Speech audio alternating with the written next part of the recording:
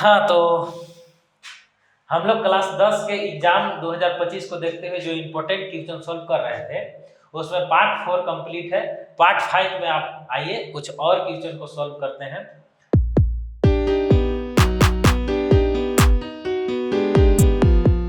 विद्यार्थी जो लोग थोड़ा ध्यान दीजिए इधर। क्वेश्चन नंबर 24 यानी कि 24 से हम लोग शुरू करते हैं। इसमें कुछ जो है हाइट एंड डिस्टेंस, ऊंचाई और दूरी से क्वेश्चन पहला आ रहा है कि भूमि के एक बिंदु से जो मीनार के 5 बिंदु से 30 मीटर की दूरी पर है। चलो बाबू, भूमि के एक बिंदु से जो मीनार के 5 बिंदु से, 5 बिंदु थोड़ा बोलने में अजब लगता है, लेकिन देखो यहाँ 5 बिंदु मतलब कि वो जहाँ पे आधार है। 5 बिंदु मतलब क्या, जहाँ जमीन पर ये टावर है।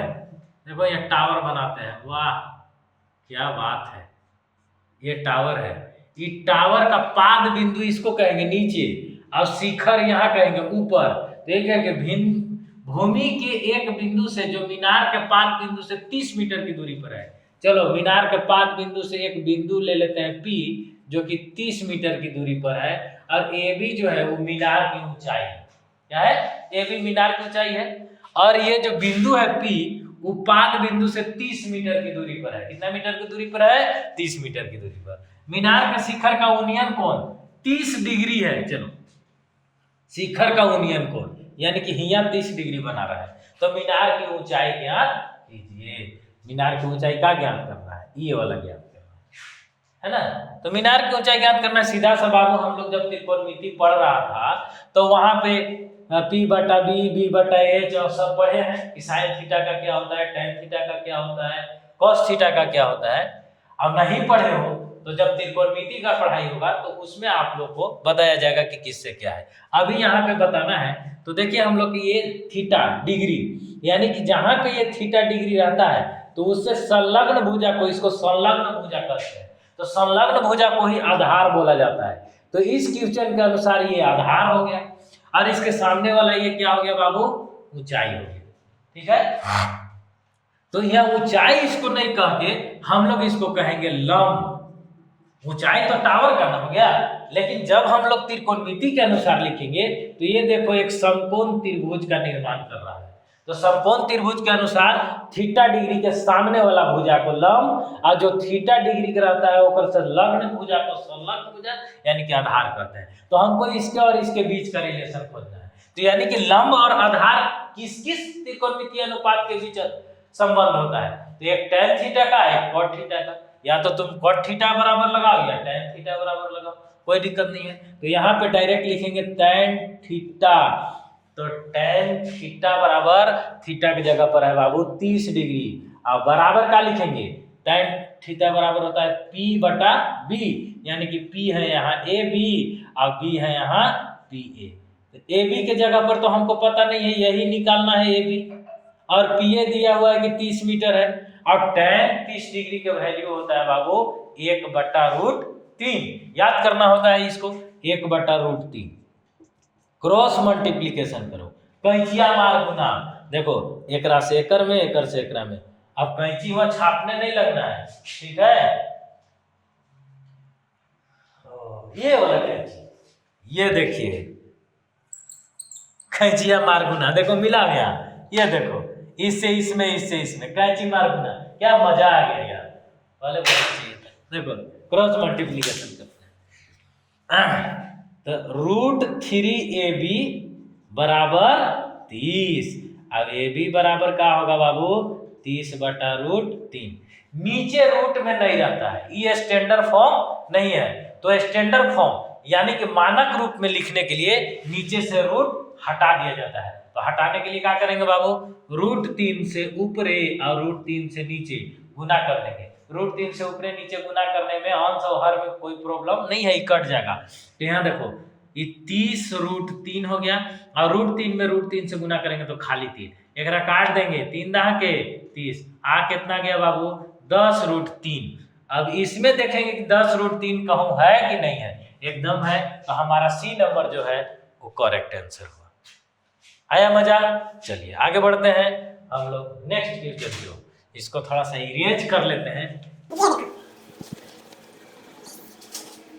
दूसरा नंबर, यदि TP TQ केंद्र O वाले किसी वृत्त को दो स्पर्श रेखाएं इस प्रकार है वृत्त पर। देखो ये क्या है बाबू, टी क्यू स्पर्श रेखा है, छू रहा है, भीतर घूसल नहीं है। अगर वृत्त में कोई रेखा इसे घुस गया तो उसको छेदक रेखा बोलते हैं। क्या बोलते हैं? छेदक रेखा। लेकिन यह घुसा नहीं है, स्पर्श रेखा है। किस नियम कर रहा है कि दो गो टीपी और टीक्यू, टीपी टीक्यू दो गो स्पर्श रेखा है ओ केंद्र वाला वृत्त पर। केंद्र देखो ये ओ है, नाम है इसका ओ। वृत्त पर दो स्पर्श रेखा है इस प्रकार है। किस प्रकार है? किस उस नहीं है, इस प्रकार है। पी ओ क्यू बराबर 110, पी ओ क्यू ये वाला जो कोण है वो 110 डिग्री है। तो बताना है कि पी टी क्यू का होगा, ई कोण का होगा। एकदम आसान है बाबू। हम लोग जानते हैं कि किसी भी वृत्त के केंद्र से स्पर्श बिंदु पर खींचा गया त्रिज्या स्पर्श बिंदु पर लंब होता है। ले तो यहाँ लंब हो गया और यहाँ भी लंब हो गया। क्या जानते हैं? किसी भी वृत्त के केंद्र से वृत्त के स्पर्श बिंदु पर खींची गई त्रिज्या स्पर्श बिंदु पर लंब होती है। तो लंब होती है मैंने कहा ये 90 डिग्री होती है। तो ये जो है बाबू थ्योरम याद करना पड़ता है, पढ़ना पड़ता है, उसको प्रूफ भी करना पड़ता है कि सही में 90 डिग्री होता है कि नहीं। तो प्रूफ करवाया गया है, देखिए उसको वॉच कीजिए और समझिए। देखिए 90 डिग्री ये हो गया, 90 डिग्री हो गया। अब ये एगो बना रहा है बाबू चतुर्भुज, क्वाड्रेंट। अब चतुर्भुज जो है क्वाड्रिलेटरल, तो ये क्वाड्रिलेटरल के चारों कोनों का योग कितना होता है? 360 डिग्री। तो निकाल देना है, यहाँ कहीं जाना नहीं है, बस ऊपरे लिख देंगे 360 और एक में से घटा देंगे इस सब के जोड़ के 90 90 180। अब 180 में 110 जोड़ेंगे तो कितना होगा? 180 में 110 जोड़ो 0 9 290, एक में से 290 घटा दीजिए, ये चौथा कोण निकल जाएगा। बाबू जब एक चतुर्भुज में 3 गो कोण दिया हुआ है तो चौथा कोण निकालने के लिए क्या होगा? ये तीनों को जोड़ के और 360 में से घटा देना है। जोड़ो और घटाओ, 0 16 में से 9 गया, 16 में से 9 गया, 9 7 16 7 कट गया, 70 डिग्री। जो यहाँ 70 डिग्री है उसको क्लिक कर दो, यानी कि ये हो गया 70 डिग्री। क्लिक करना नहीं है तो लोग को गोला गोला पेंट करना है, करो पेंट वहां। ये क्वेश्चन हो गया। अब आगे बढ़ते हैं। अब देखो घोड़ा घास चरवा रहे हैं। अब घोड़ा घास कितना दूर में चरेगा से देखो, एक घोड़ा 7 मीटर लंबे रस्सी में एक घास के मैदान में बांध दिया गया है। एक घास के मैदान है, मान लो कि यह मैदान है। मैदान मतलब फील्ड, खेत है ना। एक घोड़ा 7 मीटर लंबे रस्सी में, मान लो कि यहाँ है 7 मीटर लंबा रस्सी है, यहाँ घोड़ा बांध दिए है। घोड़ा बना दे, अरे हम घोड़ा बनाएंगे तो गाधा तेरी दिखने लगेगा। अरे वाह रे घोड़ा, ये घोड़ा है। इसको घास चरने के लिए, तो घोड़ा इतना दूर में ना घास चर सकता है बाबू।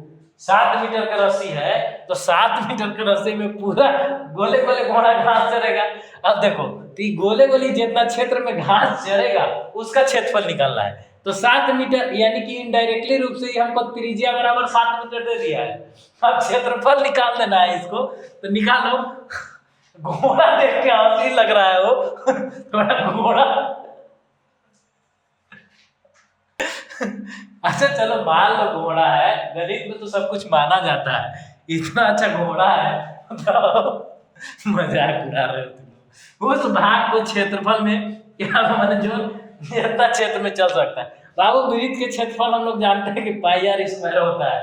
बस पाई का वैल्यू 22/7 अब आर स्क्वायर, तो 7 × 7 कुछ करेला है। 7 से 7 कट गई, 7 दूना 14 के 4 हाथ में रहा 1 और 7 दूना 14 1 15। बाबू इतना मीटर स्क्वायर में घोड़ा घास चरेगा, ठीक ना।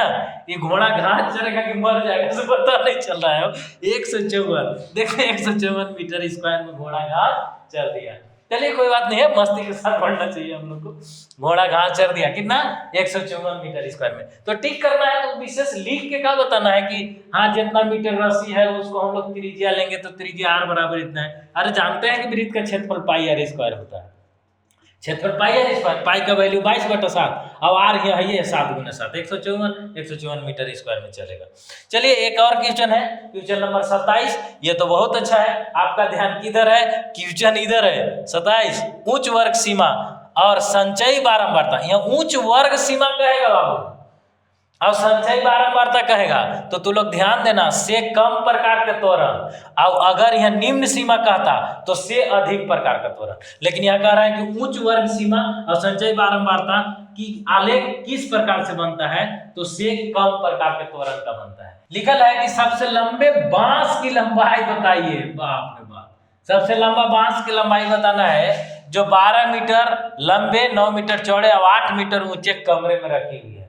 कोई भी कमरा है बाबू, यानी कि घनाभ है, मान के चलो ऐसन है कमरा, इसने रहता है चारों करे से बंद रहता है ना।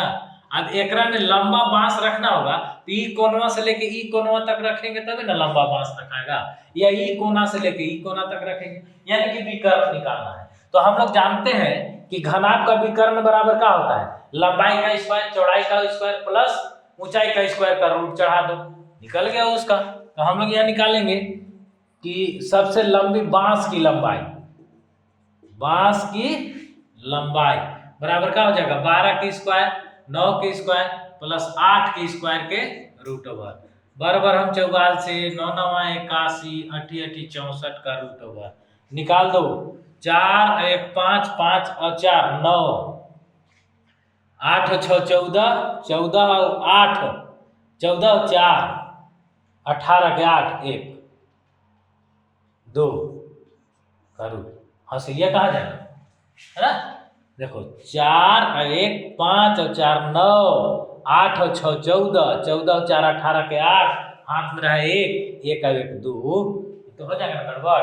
अब बाबू 289 का वर्गमूल का होता है, जो जो वर्गमूल नहीं पढ़ा है वो वर्गमूल जाके देखो, प्ले लिस्ट में है उसका पूरा एकदम डिवीजन मेथड से लेके बिना डिवीजन मेथड तक का निकाला हुआ है। तो ये तो 17 का स्क्वायर ऐसे देखना है, 17 17 जा 289, यानी कि 17 17 में 289। तो इसका कितना निकल जाएगा बाबू 17 गुने 17 का रूट ओवर, यानी कि हो जाएगा 17। यानी कि सबसे लंबी बांस कितना का रख सकते हैं, 17 मीटर का बांस घुसेड़ सकते हैं उस रूम में, सबसे लंबा वाला। ठीक है, छोड़ो नहीं बोलेंगे तो हंस देगा तू लोग है ना, फिर बोलेगा कि सर मजाक करते हैं।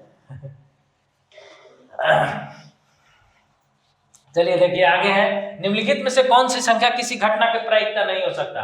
बाबू आज तक जिंदगी में पढ़े हो, प्रायिकता कभी भी एक से ज्यादा नहीं हो सकता है। एक से ज्यादा कैसे होगा बताओ, जब कुल संख्या को हम लोग नीचे लिखते हैं, कुल प्राप्त की गई संख्या नीचे और पॉसिबल प्राप्त की गई संख्या नीचे, यानी कि संभावित संख्या नीचे है और कुल संभावित संख्या नीचे रहता है। संभावित संख्या माने उसके संभावना में हेड और टेल आएगा, तो हेड आने का संभावना उसको ऊपरे और कुल संभावित संख्या नीचे, तो एक से हमेशा कम आता है प्रायिकता। ये देखे होगे, दो को जब प्रायिकता जुड़ता है तो एक आ जाता है, तो यानी कि एक से ज्यादा कौन होगा, ये तो एक से कम है, 2 को 5 से भागा लगाएंगे एक से कम होगा, ये देखो 1.5। ये जो है किसी भी संख्या का प्रायिकता नहीं हो सकता है, कोई भी घटना का प्रायिकता 1.5 नहीं होगा, ये एक से ज्यादा है। समरूपता का सही प्रतीक क्या है, वाह क्या क्वेश्चन है। समरूपता का सही प्रतीक देखो, तो इसमें समरूपता का सही प्रतीक क्या है, ये कौन सा प्रतीक है जी, है 2 को ऊपर है नीचे डांटा, ये किसी का प्रतीक नहीं है, भुला देगा। ये देखो ये सर्वांग समता का प्रतीक है। तो सर्वांग समता और समरूपता अलग चीज है बाबू। सर्वांग समता मतलब जिसका सभी अंग बराबर हो, अंग टू अंग एकदम पूरा, जैसे कि एक ही प्रकार के 2 सिक्का, एक ही प्रकार के 2 ATM कार्ड, ये सब सर्वांग सम होते हैं। पर समरूपता एक ही तरह के दिखने वाला चीज समरूपता कहलाता है, उसका एक अनुपात में बनाया हुआ रहेगा। जैसे ताजमहल है, तो ताजमहल का हम लोग यहाँ ले लेंगे क्या मॉडल, तो ताजमहल का मॉडल ताजमहल का समरूपता है, न कि सर्वांग समता है। तो यहाँ पे समरूपता का चिन्ह ये है, इसको सिमिलरिटी कहते हैं, है ना, ये सही प्रतीक चिन्ह ये है। थैंक यू, मिलते हैं नेक्स्ट वीडियो में।